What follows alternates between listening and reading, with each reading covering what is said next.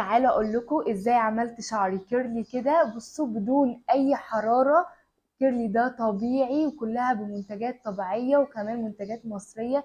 شايفين اللمعة وشايفين الكيرلي متحددة ازاي. بصوا بجد شعري مترطب حلو قوي. فتعالوا النهارده اقول لكم على روتين شعري وهنعمل ستايلنج مع بعض، وكمان هنستخدم منتجات مصرية رخيصة.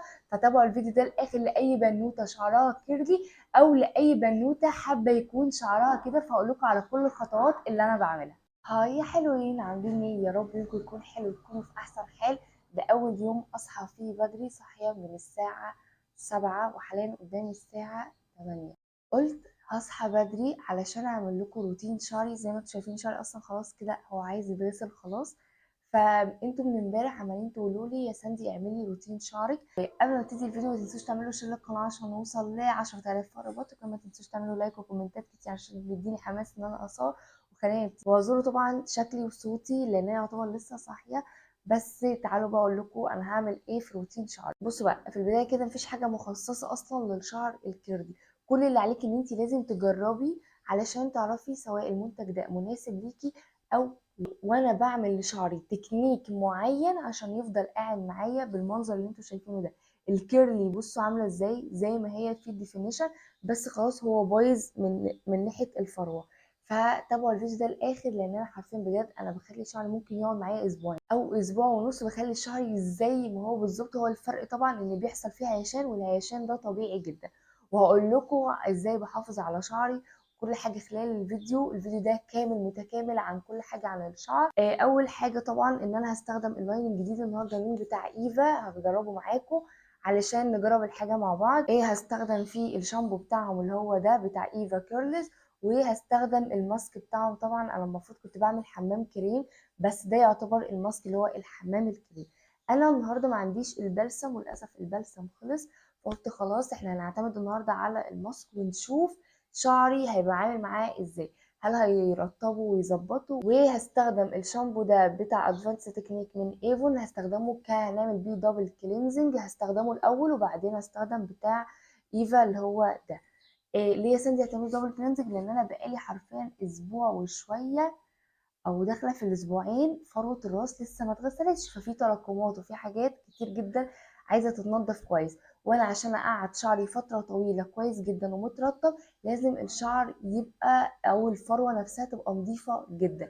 برغم ان ده مفيهوش سلفيت، بس عايزه اقول لكم بينضف حلو جدا جدا كانه في سلفيت بالظبط. كده رجعت لكم بعد ما غسلت شعري. زي ما انتم شايفين بصوا متعقد قوي زي ما انتم شايفين، يعني انا ما سلكتش خالص وانا غسلت الفروه وبس على كده.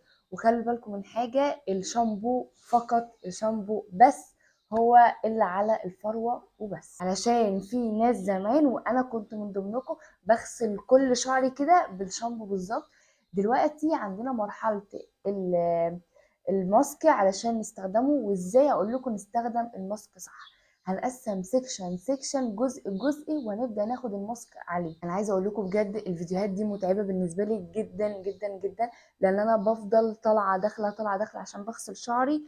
يعني في الوقت اللي انا بصور فيه فيديو ده مثلا ببقى خايفه على الميه جدا، لان لو جه عليه ميه يعني مش عارفه ايه اللي هيحصل. خلينا بقى نبتدي كده. قسمنا تو سيكشن. تمام. هنبدا بقى ناخد حبه من الماسك. هوريكم بعمله ازاي كده. وده القوام بتاعه يا بنات. بصوا حاسه قوامه يعني كريمي كده ولذيذ. ادينا هنشوف النتيجه في الاخر. وببدا بقى بصوا من بعيد خالص اهو. بصوا هو الفكره ان ريحه الشيا باتر بتاعته قويه شويه. بصوا ابدا بقى كده ادخل وادخل كده في شعر. بصوا انا ما بسلكش، انا لسه بدخل بس في اجزاء الشعر. وابدا بقى اعمل كده يعني انتوا كده بصوا. فالدنيا بتتسلك بسلاسه. يعني ناخد برضو حب، بس الفكره ان الماسك ده هيخلص معانا بسرعه. هي دي الفكرة، ان الماسك ده يخلص معايا بسرعة انا، لان انا شعري كيرلي وبياخد ماسك كتير دايما. عايزه اقول لكم شعري بيقع، فده طبيعي جدا جدا جدا.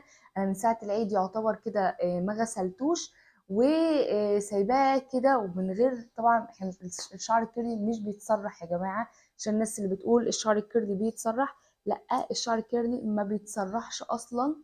ماشي فخلوا بالكم. نبدأ ناخد كمية كبيرة تاني عشان الجزء ده كبير. بجد ده هيخلص معايا، هي غسلة تاني وهتلاقوه خلص.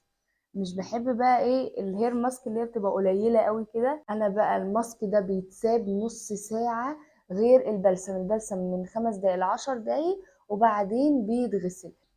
حط كده كميه حلوه.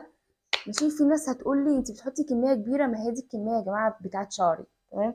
عشان كان جالي قبل كده كومنت لما عملت زمان قوي، لما عملت معاكم روتين شعري جالي كومنت انت بتحطي كميات كبيره. طب ما هي دي الكميه المناسبه لشعري. كل واحد بياخد الكميه على حسب حجم وطول شعره. يعني انا الكميات دي مناسبه جدا لشعري، اللي هو بحس خلاص ان شعري استفاد منها، فاهمين؟ انا كده يعتبر هلفلف برضو الشعر كده زي ما هو. دي اللي انا هسلك بيها شعري، علشان انا مسلكتش شعري مع الماسك، انا سبته بس كده شعري يتشرب الماسك عشان ايه يبقى طري. وانا بصراحة ملاحظة ان شعري طري يعني بزيادة عن اللزوم يعني. بصوا بنزل كده بس العقد وبعدين ابدا اسلك من تحت اللي هو كده. ودي الطريقة الصح لتسليك الشعر. بصوا كده اهو. بصوا الشعر بيتسلك بسرعة ازاي، انا بحاول ابعد علشان المية ما يجيش عليه مية. بصوا اهو. بصوا فايدة الماسك خلى الشعر يتسلك بسرعة اهو. بس هلفه بقى، استنى بس عشان اسلك الجنب التاني يعني. اهو يعملوا كحكاية كده. عايزة اقول لكم الفرشة دي اسمها فليكسي براش، بتنفع طبعا للستايلنج بتاع الكيرلي وينفع للتسليك. على فكرة دي احلى والذ فرشة انا جبتها، وكان سعرها زمان 25 او 35 جنيه. وده كده شعري خلاص اتسلك.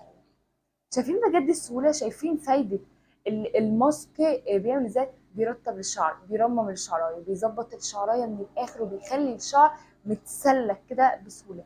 دلوقتي بقى عندنا مرحله تانية خالص. استنوا بس الم شعري كده.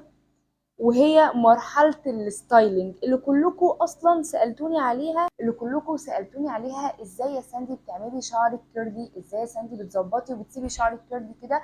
فانا النهارده هستخدم منتجات عاديه جدا لشعري. فجينا دلوقتي لمرحله الستايلينج، اتاكدنا ان فروه الراس نظيفه وسلكنا شعرنا ورطبناه وظبطناه. دلوقتي هستخدم الليف ان ده بتاع سوبر كيدز بتاع الاطفال بجد، عشان بيخلي ريحه شعري خطيره. وهستخدم معاه الجل ده بتاع الليفن اللي هو الهولد بتاعه 5. الكومبو ده مع بعض بجد رهيب رهيب رهيب. اهم حاجه بقى عايزين فوطه علشان هنغرق الدنيا ميه، تمام؟ ودي بخخت الميه بتاعتي، تمام؟ كنت جايباها في مشتريات ونسيت اوريها لكم، جبت منها 2. المهم هنغرق شعرنا ميه، ودي اهم خطوه ومهمه جدا جدا ان الشعر يكون غرقان ميه وقت الستايلينج. نبدا بقى باول سيكشن اللي هو ده. هاخد كده حته، تمام كده، وهلم الجزء اللي فوق ده. هو انا شعري غرقان ميه، بس هبخ كام بخه كده بحيث ان انا اتاكد بس ان هو كله فيه ميه. وهبدا بقى اخد الليف ان. الكميه بنحددها على اساس ايه؟ على اساس شعرك وعلى اساس طول شعرك. يعني انا الكميه دي بالنسبه لي مناسبه جدا جدا جدا. ومع كتر الاستعمال او ما كل ما تعملي كيرلي هيبان اكتر، يعني هتبقى فاهمه اكتر شعرك ده بيحب قد ايه وبيكره قد ايه. بصوا، وكمان هقول لكم هتعرفوا امتى ان انت واخده الكميه الصح، لما تلاقي شعرك ناعم كده في ايدك، وان الليف ان حلو قوي معاكي. لما ببقى مستعجله بستخدم الفرشه دي وبحطها من تحت واطلع بيها كده على فوق، وهي بتعمل كيرل. شايفين كيرل كده لوحدها؟ يا اما بقسم اقل، تمام؟ بصوا بعمل كده وارفع لفوق، استنوا، وابدا اخد خصله خصله كده واروح لفاها على صوابعي كده، فاهمين؟ كاننا بنلف بلح. شايفين اهو؟ بصوا باخد خصله خصله واروح عاملاها كده. فهي بالتالي بتبقى واخده شكل الكيرلي مع نفسها. اعمل لكم حته تانية، انا بصرح في اي مرحله ما بينهم علشان ايه؟ اتاكد ان الليف ان وصل لكل اجزاء شعري. بصوا بلف الخصله كده على الجنب اللي انا عايزاه، او بصوا. ودي برضو بالنسبه لي اسهل طريقه، بس بتدي الديفينيشن بيبقى حلو جدا. بصوا شايفين الكيرلي عامله ازاي؟ بصوا متحدده قوي ازاي. بجد الناس فاكره ان الشعر الكيرلي متعب، هو بجد مش متعب، هو بس ليه روتين معين وليه طرق معينه كده عشان نحافظ عليه ونظبطه.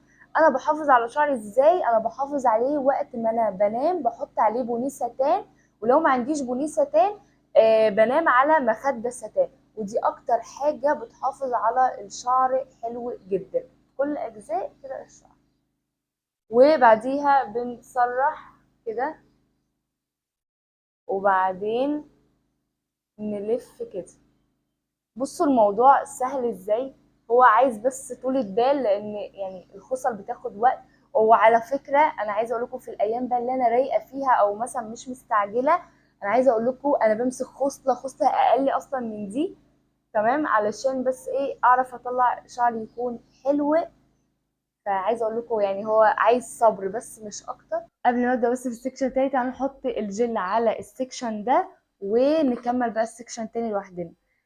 بحط كميه هي دي كده اللي هو الجل، بحط على اول سكشن واعمل كده، وبالراحه واحنا بنعمل الحركه دي علشان شعرنا ما يهش. ولازم نسمع الصوت كشكشه الميه اللي هو ده، لما نسمعه كده ان احنا ماشيين صح. وكده اكون خلصت شعري. شايفين اصلا اللمعة عاملة ازاي، وشايفين الديفينيشن عامل ازاي، بجد رهيب رهيب رهيب بطريقة مش طبيعية. بعد كده باخد بقى اي فوطة ميكرو فايبر. فايدة الفوطة الميكرو فايبر ان هي بتسحب الزيادات سواء ميه جل ليف ان، وعمرها ما بتسحب الترطيب بتاع الشعر، بس لو عملتي كتير اوفر هي ممكن تسحب الترطيب. فاحنا بالراحه كده. بصوا بقى هبدا ايه، افردها كده مثلا وابدا اخد كده. بصوا برضو كاني بعمل اسكرانش للشعر. فانا كده يعتبر شعري خلاص هو كده كفايه. المفروض بقى هروح انشفه، يا اما هسيبه في الجو الطبيعي بتاعنا، بس انا هروح بصراحه انشفه علشان عايزه. ناس كتير سالتني ازاي يا ساندي بتنشفي شعرك. بصوا يا جماعه هو ما فيهوش اي افتكاسه، سشوار عادي عند اي حد. وبنجيب الراس دي اسمها الديفيوزر، اللي هي بصوا بتبقى مخرمه كده عشان بتطلع هواء بسيط، بتساعد ان الشعر ينشف من غير هياشة. فالراس دي بنركبها هنا كده، تمام، ونبدأ ننشف كده الفروة من بعيد، طبعا على حرارة دافية. بننشف كده على أجزاء الشعر كده من بعيد، بمشي كده ايه من بعيد من بعيد، وطبعا على حرارة دافية. احنا بنبعد عن السخونية علشان ما تبهدلش شعرنا. وكده اكون خلصت شعري، هو نشف بس فاضل الفروة فيها حتت كده او اجزاء لسه ما نشفتش. بصراحه انا صدعت جدا من السشوار. بص بقى بعد ما بينشف 100% واكون اتاكدت خلاص 100% وعايزه ابدا افكه، باخد شويه سيرم. هي السيرم ده بتاع بايو باك اللي هو ده، باخد منه بالظبط هو بامب واحده، هو خفيف جدا، وبطبطب بيه كده على شعري. لو شعرك نشفتيه وحسيتي ان هو ملمسه مش مترطب او خشن كده، دي بتبقى اسمها كاست، بسبب الجل هو عمل هولد كبير كده على الشعر. فساعتها بنحط نقطة سيرة ونبدأ نفك بيه الشعر. ولو عايزة مثلا تفكي شعرك تعملي له فوليوم كبير قوي زي ما انا بعمل، بص بقى بنمسك خصلة، يعني مثلا الخصلة دي كده، ونبدأ نفكها اتنين اهو، وهكذا هي بقية الخصل كده، تمام. ده لما بيكون في ايدك فيها سيرم، اوعي تفكي شعرك وهو مش عليه السيرم، هيهيج جدا جدا جدا. فانا بصراحة هستنى لما ينشف 100% وهفكه واكون كده بس خلصت كده الفيديو. لو عندكم بقى اي سؤال اكتبوا لي تحت في الكومنتات، واتمنى بجد تكونوا اتبسطتوا فعلا واستفدتوا من الفيديو. وبس كده اشوفكم على خير في الفيديو اللي جاي. باي باي.